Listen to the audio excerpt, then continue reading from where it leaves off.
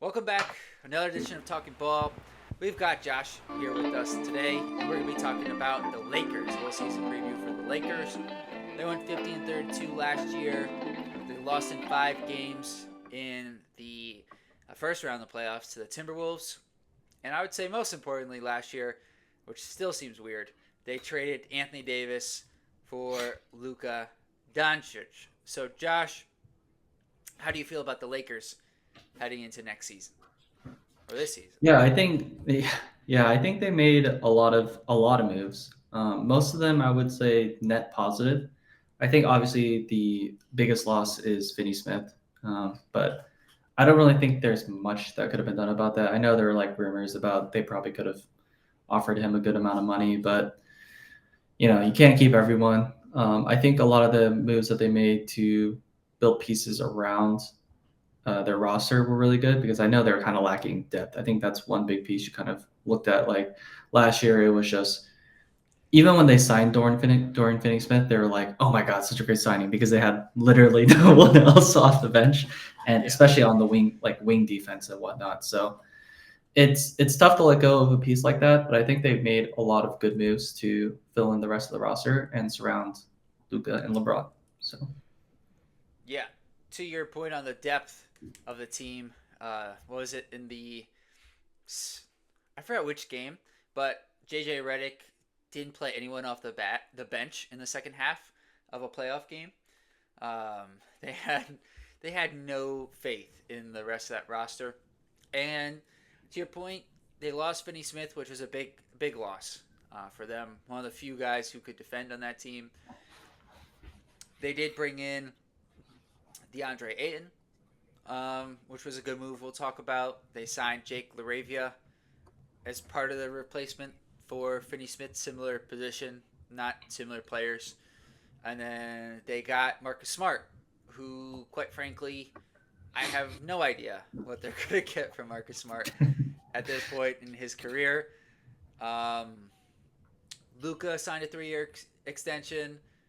There was also the LeBron opted in, and then there was the weird cryptic period which lasted about a week during the summer, where it was like, is he demanding them or asking for a trade, or what was going on there? So I think there's a lot to talk about with the Lakers. Like what from the depth do you think was the most interesting this summer? yeah, I think Marcus Smart for sure. Because even though Dorian Finney-Smith is a great defender, I think you want one of their biggest weaknesses is like their point of attack kind of point guard or guard defender. And I think you could make an argument, although as you said, we haven't really seen it at all, that Marcus Smart is probably a better fit for that than Dorian Finney-Smith. And when you have bigger guys such as Luka and LeBron, they're probably more adept at, help side or wing side defense. So I think there's an argument there. But I think it's just tough because Marcus Smart, he played, I don't even know how many games last year, with injury and then going to the Wizards and not playing much at all there. I don't think he played that much. So, I mean, you could say that's the Al Horford OKC rejuvenation period, maybe. Maybe True, that's what true, Laker fans are hoping for. So, true. yeah, it's not the worst case. We'll have to see how it looks. That's a good call out. And I remember from obviously it's been a little bit now, but Marcus Smart like on the Celtics, like the thing I always remembered was like when there would be a mismatch in the post and the other teams would think like their big has a mismatch on Smart. It was not a mismatch. Like Marcus Smart did really well in those situations, which I think is like you brought up point of attack. Like that's the biggest question. Like I always felt like he did better guarding bigger players. Yeah. Um, and you like as guys get older, they tend to struggle guarding quicker players. So it's like you bring in this guy who's got a really good reputation. To your point, maybe he gets rejuvenated playing in a with a chance to really compete for playoff position. But is he like more? Is he better positioned to like guard wings right now with the point of his career? Um, I don't know, and I think there's a lot of questions that need to be answered from this team, and I think fortunately for them, they've got a few more guys that they can try out heading into this year than they did last year, for sure. Um, and I guess to me, that brings me to one of their other new additions, which is Jake LaRavia. And I don't know if you caught the most recent episode of the Hoop Collective, but Windhorst was talking about LaRavia as a guy who could like guard point guards for short stretches, and the other two guys were like really questioning that stance. And I've Yeah. never seen Jake LaRavia guard point guards, but apparently Windhorst did. And then this summer, there's been this whole thing about LaRavia being, a good defender since the Lakers signed him. I never heard that until the Lakers signed him. I think LaRavia is an intriguing player, but I'm not sold on the defensive aspect of his game, and I think ultimately that's what this team needs because of their three best players are. Yeah, I think that's, the Laker narratives kind of taking over. It's definitely tough because I agree with you. I think if you were to bring a player like him, you would look for more of a defensive, filling a defensive role. But he's like 6'8". Never really seen him guard fast guards or anything like that. I mean, is he better than Luka or LeBron? Really? I think, yeah, it's tough. I mean, they don't really have a lot of options, and in their defense, there's not really a lot of options out there, especially on the free agent market. I mean, you could probably find some pieces, but I mean, they've tried, and it's kind of tough with their team. Yeah, and I think like they did, all things considered, a pretty good job this summer of upgrading the roster with the constraints that they had. They did get a little bit lucky for sure with the buyouts of Ayton and Smart. And Ayton, for all of the criticism of his play, is going to be an upgrade over Jackson Hayes, and um, that's going to be a big factor for this Lakers team. Getting some legitimate center minutes. Now, will there be times where he's very frustrating for their stars to play with? Absolutely. But I also think Aiton's going to be very motivated to play this season because he knows this is his last chance to really reestablish his value and kind of be a younger version of that Al Horford to OKC that you were talking about before. So I just think they've got some motivated players. I think the other thing they mentioned, like most of this roster is going to be a free agent after this year. Like there's only a couple players that are signed past this year, and I think that's going to make this potentially a volatile season because you've got a lot of Mhm. guys who are trying to make sure they're in a good spot into next year, especially if they don't get off to a hot start. Because if you're winning, everyone can buy in, but if you get off to a slow start, everyone might start looking for their own numbers, and then you've got this kind of awkward situation of at the top of it was LeBron's team, now it's Luka's team. It seems like this is going to be the last year of LeBron in LA. Maybe not his last year playing, but last year in LA. So how do they manage that dynamic throughout the season? Like, what do you think about some of the underlying factors for the Lakers? Yeah, I think one of the biggest factors is their pick next year. I mean, a lot of people talked about how it was good that they ended up keeping it. Um, Arguments to be made about that, but it's really tough when you got two basically max players on your team and you have this pick where you're kind of in this in between, especially with one of them being LeBron James, and you don't know how many years he has left or whether he even wants to stay. So I think that's probably their biggest factor on what decision they're taking in the future. And I think that's why there's such a you kind of hear about this like power dynamic where LeBron versus the Lakers, like what direction they're going to go. And obviously, it's tough because if you have Luka, that's who you should really be building around. But so much of it really plays around LeBron and his contract situation. I mean, they have their pick in 26, and then their next pick after isn't until 28. So it's kind of hard to be like deciding your future right now because the next year you don't have your pick. If you know what I'm kind of trying to say. Yeah, they're they're in a little bit of a strange spot, right?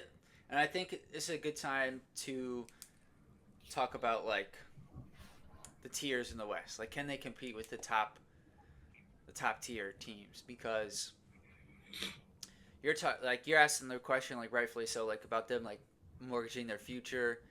because they don't have their pick next year. And, like, can they beat the Thunder in a 7-game series? Can they beat the Nuggets in a set? I mean, Anthony Davis isn't there, but we've known for a while now they can't beat the Nuggets. Yeah. The, like the Rockets, could they beat the Rockets? Maybe they could beat the Rockets. I would favor the Rockets um, in that series.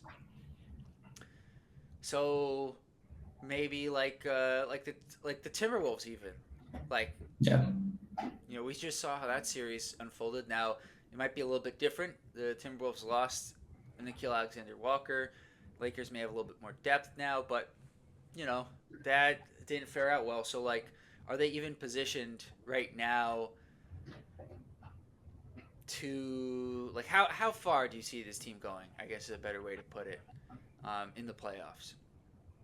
Yeah, I mean, I guess it depends on how well they do in the regular season and who they end up with. Is as you kind of talk about the tiers, imagining let's say OKC is probably the 1 seed, and then you go down probably Denver or Houston, anywhere there. So you're kind of aiming for that 4 or 5 seed, because I think if you're even the 6 seed, you could get Denver or the Rockets, but that's just kind of a coin flip at that point. And I totally agree with you. Denver has consistently proven that they can outright beat the Lakers with or without AD.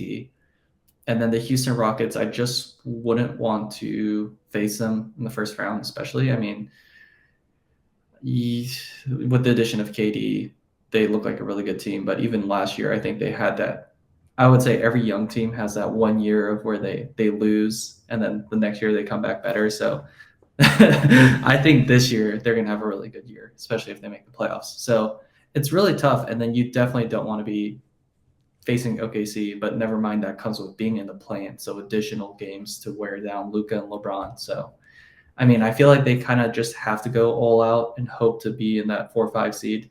I mean, if you get a 3rd seed or a 2 seed, that's great as well. But again, you're still playing kind of still in that merry-go-round of the same teams and the Minnesota and probably Clippers, although we don't know about their situation right now. But I think those are probably those teams that I think they're all in the same tier with the Lakers, minus, OKC, Denver, and the Rockets. So, Yeah, and I think Lakers fans would be upset if I didn't say they did beat OKC late in the regular season last year. They did look mm, and they looked good doing it. Um, but in a 7-game series, I just think the defense and athleticism of OKC would be too much. And Luka did beat them with the Mavs, but I feel like that Mavs team was much more well constructed around Luka, and it was a very close series. And this OKC team is better than that OKC team was 2 years ago. So I just think that they're going to be a really tough team to beat, and I just have a hard time seeing the Lakers being that team. And so therefore, it's like to your going back to your point earlier, like you don't want to mortgage your future for this year because it's hard to see them being in a spot to really like surpass those 3 teams in particular. But at the same time, you got to keep building this roster so that way at some point you want to be able to break through with Luka, who could. I mean, he's still a top 3, top 4 player in the world.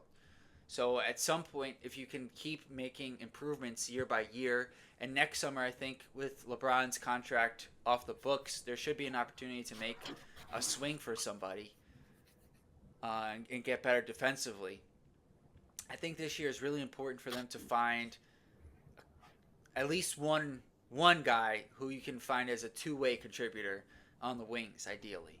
And a guy I'm looking for them is their first round or not first round, second round pick, Adu Thero, who's around 6'7", 6'8", wing, not a great shooter, but certainly athletic and can defend.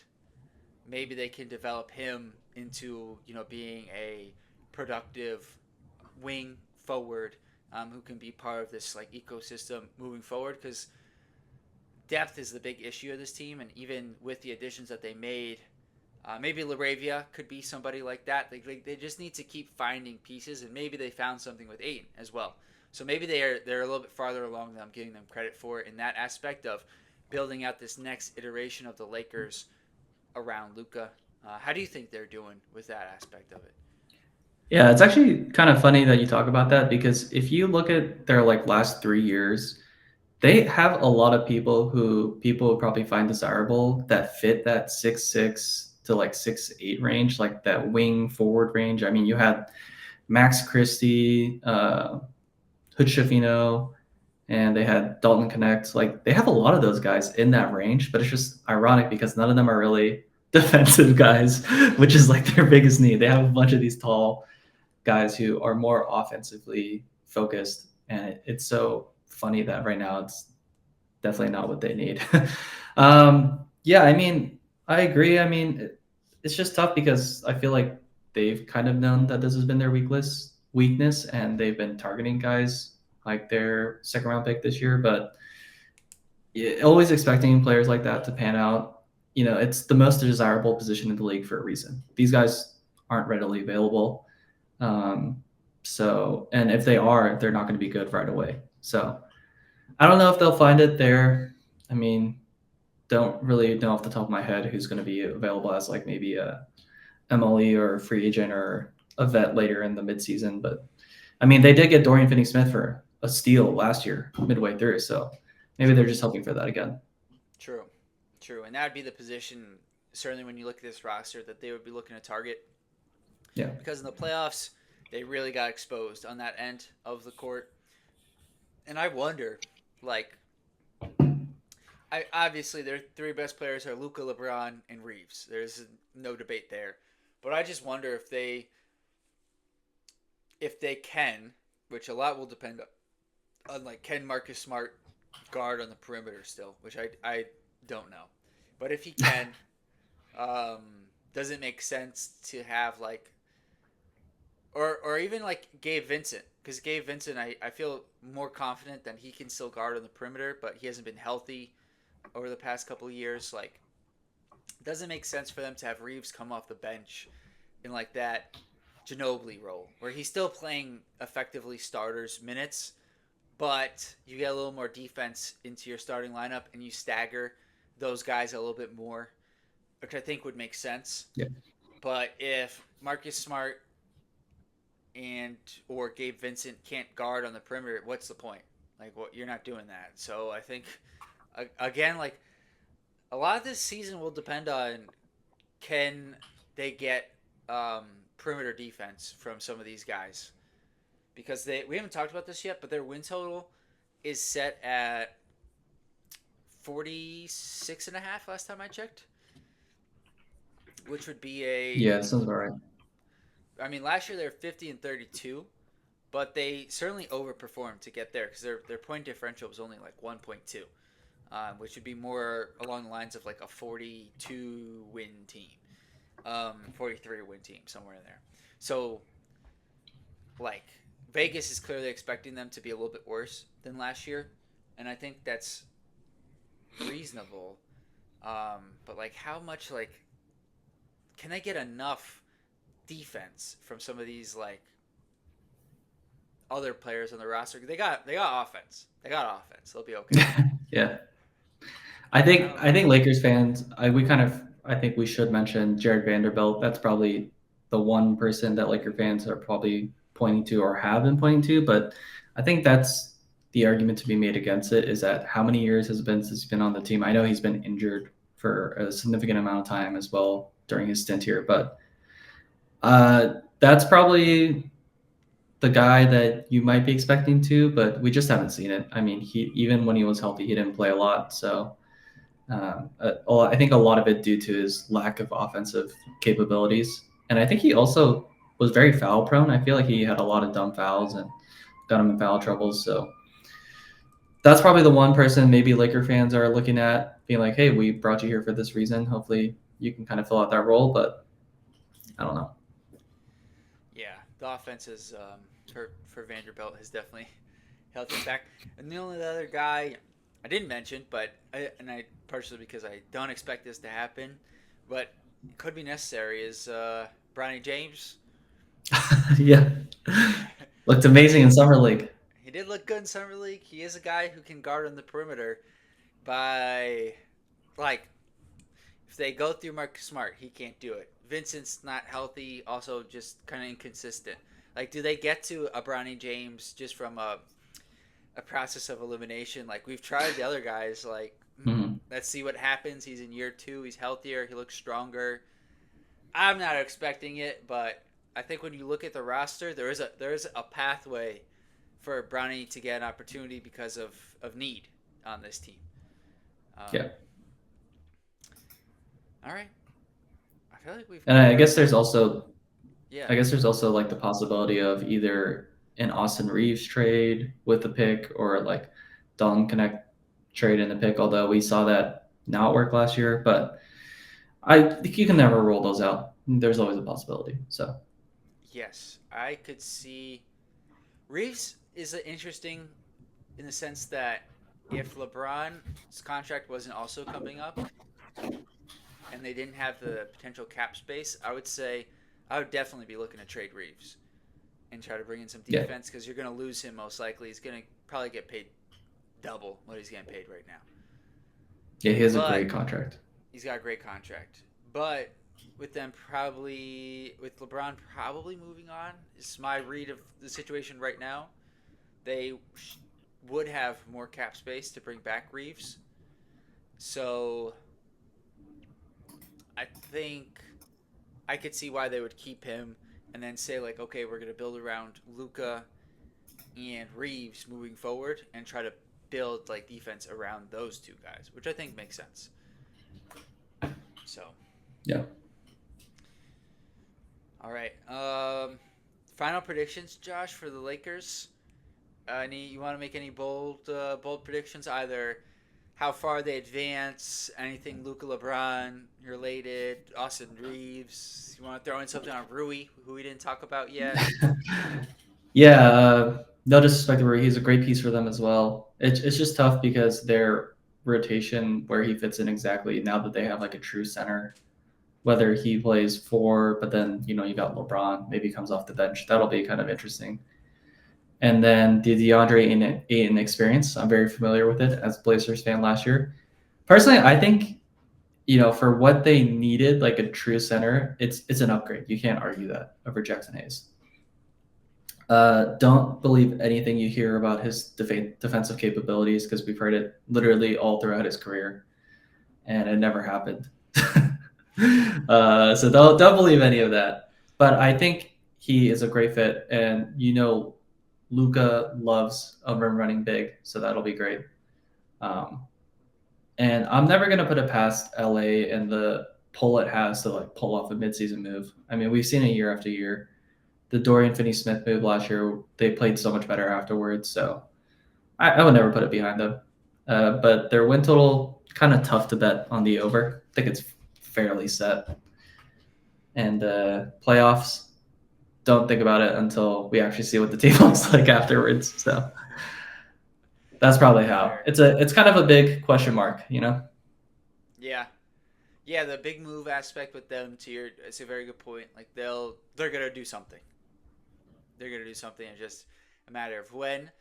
If I want to make a bold prediction right now, I would say that they don't get past. Well, this isn't a bold prediction, actually. This is not a bold prediction. They're not getting past the second round of the playoffs. Not a bold prediction. As I was saying it, I was like, this is not bold at all. No, Um, no. but yeah, it's hard for me to see them being much worse, and it's hard for me to see them being much better. So they're actually a really hard team for me to look at and give a major bold prediction for because I think they're actually well equipped to deal with an injury to like LeBron, for example. Yeah. Um, but much better so than in years past. And like opposed to the other LA team, I think regular season wise, like I don't see them having like a major drop off. I think they've got. I think JJ Redick kind of showed he can be a good regular season coach. We'll have to see if he can be a good playoff coach. So I think that will help them. And I think they're gonna be in this like spot where they are like if they like. Here's a good question: how much further would you have them going if they were in the East rather than the West? Oh man, I mean, easily through the first round. I mean, I think they would be top four again, like lock top four. Yeah. And then if they're in the top four, playing anyone bottom tier, easy round. And then I think it's like kind of like a 50-50 whether they get to the conference finals. And if they've gone past there, then why not take them to the NBA finals? Yeah. It is crazy how just being in one conference or the other completely changes like how you look at a team. Cuz like this Yeah. team we're looking at we're talking about all the flaws they have, etc. But if you just put them in the East, it's like yeah, I'd take them definitely take them get through the first round unless they had like they got unlucky. They played like I don't know, the Pistons, let's say in the first round. That could be a tough matchup for them. And then the second round like they could beat the Cavs. They could beat the Knicks. Whereas in the West, I'm looking at like I don't see them beating the Nuggets, the Thunder. So it's just funny how much that changes the dynamic in your team building Yeah. aspect of it, for I mean, sure. it's like what Celtics are only four less games projected on the win total for them, Yeah, right? They're like yeah, yeah. 42. Yeah. And they have Derek White and Jalen Brown. That's That's a their best that's a very good point. Like if you put them in the West, I would be looking at them like a 33, 50. 34 win team. Yeah. Oh, yeah. If I, and the Lakers in the East, I'm putting them like Oh 50 yeah, yeah, wins. 50. Yeah, exactly, exactly. It's ridiculous. Yeah. All right. Any closing thoughts on the Lakers? Anything you want to say to Lakers fans? Lakers fans, enjoy Luka. That was a gift. Don't be upset that you maybe could have gotten Cooper Flag, although I don't think they could have. That was a Mavs pick, but Yeah, it was Mavs pick. That was Mavs pick. be happy. It's a gift to have Luka. Yeah, yeah. I think it's kind of in a weird gap bridge space last year. I think this year that will continue, but I think if they continue to do some of the I like the moves that they made. Not saying they're going to work out, but I think that's what they got to Yeah, keep doing. They had three good swings in free agency. I like the swing they made in the draft with Thero. They get another summer like that. They make a off or a mid-season move like you were talking about, Josh.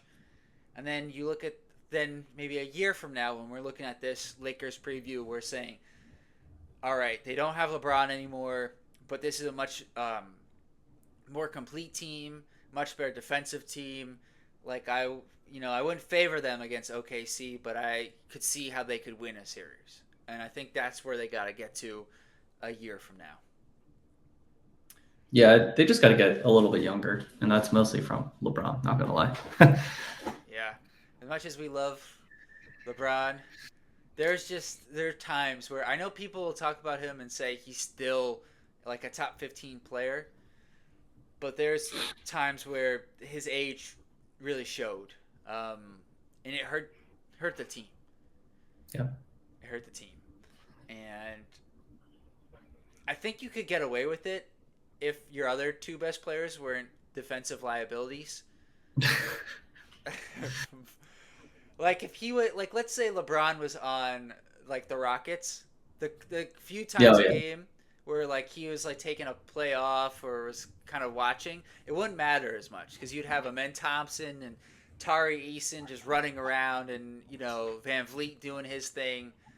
But on the Lakers, when you've got Luka and Reeves and Hachimura,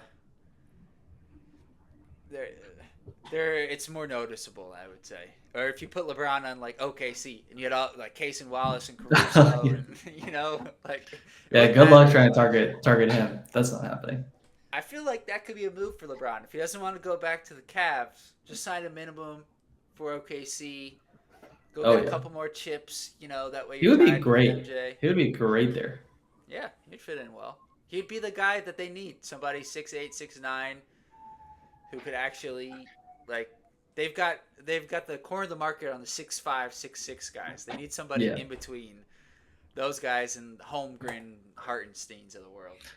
Well, when we were talking about OKC, I found it really funny because I was like, I think the reason why the Lakers played them so well is I think OKC really struggles against a good four. Like Siakam, they Yes. could not guard Siakam. And then Aaron Gordon was great against them. Julius Randle played really good against them, honestly. It was like Yes. his decision making that kind of fucked him up. But and then you think about the Lakers, it's like two power forwards really that can Yes. do everything. So they just don't. If OKC has a weakness, I think it's the four. So yeah, LeBron would be great there. Yeah, that's a very good point, and I think that's exactly why they played well against them because they don't have that body. It's the same reason. Like I'm a Knicks fan. Like Siakam killed the Knicks because they don't really Hmm. have somebody his size. Like Anunoby is close, but they would like move Anunoby onto other guys. So Yeah. that is the Lakers' biggest advantage. Their power forward, the small forward, power forward position offensively, and if they can just get enough defensively, maybe they Yeah. could go on a run.